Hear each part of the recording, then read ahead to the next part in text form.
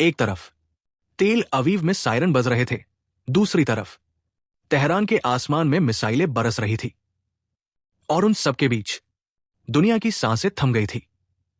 आज हम बात करेंगे दुनिया के सबसे खतरनाक टकराव की, इजराइल और ईरान के बीच हुई इस जंग की, जो फिलहाल सीज फायर पर रुकी है। लेकिन क्या यह वाकई सीज फायर है या एक और झूठा राजनीतिक तमाशा? तो दोस्तों, शुरू करते हैं उस कहानी से जहां सब कुछ शुरू हुआ। इजराइल और ईरान की दुश्मनी नई नहीं है, ये नफरत दशकों पुरानी है। ईरान मानता है कि इजराइल एक अवैध ज़ायोनी शासन है और इजराइल के लिए ईरान एक मौजूदा एग्जिस्टेंशियल खतरा है, जो खुलेआम कहता है इजराइल को मिटा देना चाहिए। 2025 में फिर से ये नफरत भड़क उठी जब इजराइल एयरफोर्स ने सीरिया, दमिश्क के पास ईरान समर्थित मिलिशिया पर एयर स्ट्राइक की। ईरान ने पलटवार किया बैलिस्टिक मिसाइलों से। बस फिर मध्य पूर्व एक बार फिर बारूद के ढेर पर खड़ा हो गया। केवल 12 दिनों में दुनिया बदल गई। तेल अवीव पर 73 मिसाइलें गिरी। तेहरान के ऑयल रिफाइनरियों पर इजरायली ड्रोन हमला हुआ। गाजा, बेरूत, यहां तक कि यूएई का आसमान भी असुरक्षित हो गया। बचपन खत्म हो गया। एक 6 साल की बच्ची सारा तेल अवीव के एक मॉल में अपने माता पिता के साथ शॉपिंग कर रही थी।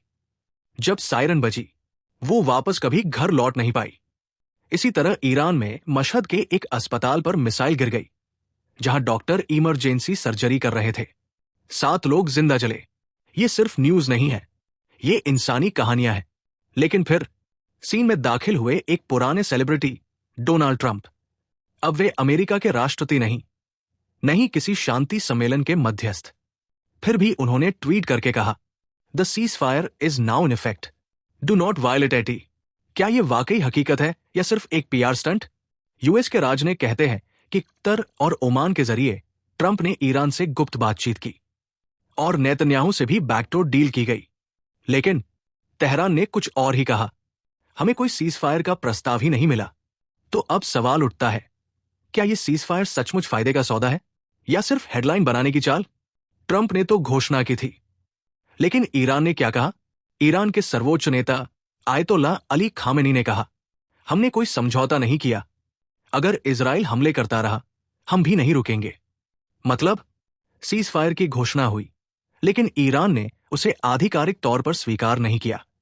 तेल अवीव में लोग जश्न मना रहे थे, लेकिन तेहरान में सैनिक अलर्ट मोड में थे।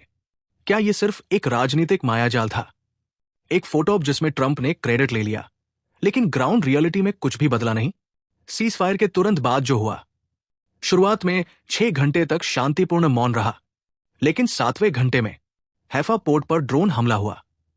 तेहरान के आसपास एक अज्ञात विस्फोट हुआ। लेबनान की सीमा पर हिजबुल्लाह सक्रिय दिखे। मीडिया चैनल कंफ्यूज हो गए। क्या युद्ध अभी जारी है या ये सिर्फ छोटी छोटी उल्लंघनें हैं? दोस्तों, सीज फायर का मतलब होता है कोई गोलीबारी नहीं, लेकिन यहां तो हर तरफ उलझन भरा मिजाज नजर आ रहा है। एक तरफ बेंजामिन नेतन्याहू तो दूसरी तरफ अली खामेनी। दोनों नेता अपनी ताकत साबित करना चाहते हैं। दोनों के हिसाब से पीछे हटना कमजोरी माना जाता है। नेतन्याहू ने कहा, Israel will respond with 10 times the force if provoked. Khamenei ने जवाब दिया, अगर हमला हुआ तो हम तेल अवीव को नक्शे से मिटा देंगे। इस टकराव में सिर्फ अहंकार नहीं टकरा रहे, पूरी दुनिया का भविष्य दांव पर है। अब ट्रंप की चाल को समझिए। 2024 के चुनाव में वो हार गए थे। 2025 में उनकी वापसी रणनीति इतनी सी है, मैं होऊंगा शांति का दूत, मैं होऊंगा डील मेकर। ट्रंप ने सीज फायर का सभी क्रेडिट ले लिया, फोटो जारी किए, रैलियों में शांति की बातें की। लेकिन स्थानीय स्तर पर ईरान ने कहा, हम कोई वार्ता नहीं चाहते, कोई समझौता नहीं हुआ। क्या ट्रंप ने एक खाली घोषणा कर ली और दुनिया को बहकाया? मध्य पूर्व में आग लगते ही तो ग्लोबल तापमान भी बढ़ गया। तेल की कीमतें 7% गिर गई क्योंकि बाजार ने सोचा शांति हो गई। यूएन ने इमरजेंसी सेशन बुलाया, लेकिन रूस ने प्रस्ताव को वीटो कर दिया। चीन ने कहा, शांति प्रक्रिया अमेरिका केंद्रित नहीं, बल्कि बहुपक्षीय होनी चाहिए। मतलब दुनिया बन चुकी है। कुछ लोग ट्रंप को शांति का मसीहा मान रहे हैं, तो कुछ ये कह रहे हैं कि ये सिर्फ अमेरिकी प्रचार का हिस्सा है। मध्य पूर्व सिर्फ एक संकरी जगह नहीं बची, जिसका नाम है स्ट्रेट ऑफ हॉर्मज। ये दुनिया के तेल का मध्यस्थ है। और ईरान ने कहा, अगर इजराइल फिर हमला करेगा, हम होर्मुज को बंद कर देंगे। अब सोचिए, एक छोटी मिसाइल से कहां तक असर, और दुनिया के फ्यूल स्टेशन कितने खतरे में। अमेरिकी नौसेना ने युद्धपोत तैनात कर दिए। रूस ने ईरान का समर्थन किया। भारत, जापान और यूरोप शांत मुद्रा अपनाए हुए हैं।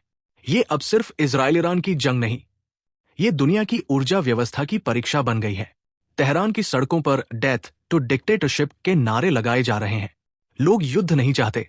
एक ईरानी मां का वीडियो वायरल हुआ। उसका बेटा सीमा पर सैनिक था और उसने कहा, मैं नहीं चाहती मेरा बच्चा राजनेताओं के लिए मरे। इजराइल में भी लोग आश्रय घरों में रह रहे हैं। बच्चे स्कूल नहीं जा रहे। सबसे ज्यादा असर आम जनता पर है। नफरत की आग नेताओं ने लगाई है, लेकिन जल रहे आम लोग हैं। क्या यही है 21वीं सदी की आधुनिक दुनिया? गाजा के रिफ्यूजी कैंप में पानी बंद है। तेहरान के क्लिनिकों में दवाइयों की कमी हो गई है। इजराइल के उत्तर के गांवों में बिजली चली गई है। एक 8 साल का इजरायली लड़का अपने छोटे भाई से कह गया, अगर कुछ हुआ तो तू भाग जाना। उस लड़के का नाम अब वायरल है, अमित द ब्रेव। लेकिन दोस्तों, इन सब के बीच एक उम्मीद भी है। Doctors without borders, red crescent और यूएन के कुछ लोग मिलकर एक न्यूट्रल सेफ जोन बनाने की कोशिश कर रहे हैं, जहां बम नहीं, सिर्फ सुकून हो। तो क्या ये सीजफायर मतलब है कि युद्ध खत्म हो गया, या ये सिर्फ एक राजनीतिक विज्ञापन का ब्रेक था, जहां असली फिल्म अभी बाकी है? ट्रंप ने फोटो ट्वीट कर दिया, ईरान ने ठुकरा दिया, इजराइल उलझन में और दुनिया मौन में है। लेकिन दोस्तों, एक बात पक्की है, असली लड़ाई मिसाइलों की नहीं होती। असली लड़ाई होती है सोच की। और जब तक नेता नफरत से वोट लेते रहेंगे, तब तक बम बनाने वाले रुकेंगे नहीं। मैं हूं अर्जुन, और यही थी आज की कहानी। एक जंग, एक सीजफायर और एक सवाल, क्या सच्ची शांति संभव है?